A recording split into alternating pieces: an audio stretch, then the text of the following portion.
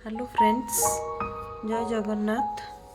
नुआ वर्षर हार्दिक शुभेच्छा समस्त को।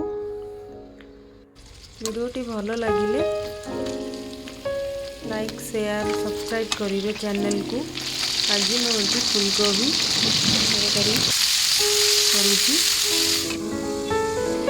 वीडियोटी संपूर्ण देखते। फूलकोबी को ये भल कर भाजी नहीं अलग प्लेट रे मु काढ़ी नौची।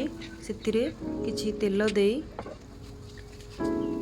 तेजपत्र गुजराती डालचीनी पकाई से आलू पकाई आलू को भल करी भाजी नेबी। आलू ये लाइट गोल्डन ब्राउन कलर हो गले से टमाटो जिंजर गार्लिक पेस्ट और red chilli powder coriander chicken मसला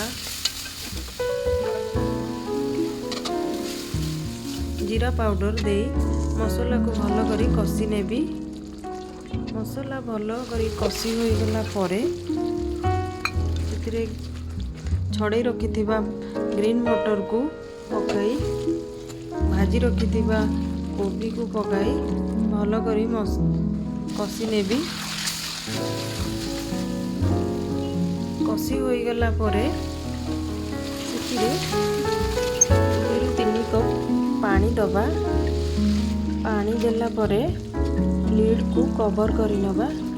गैस को हाई फ्लेम करी तरकारी को भल करी फुटाई नेबा। तरकारी फुटी गले से गरम मसला दे गैस को ऑन करी देबा। तरकारी रेडी।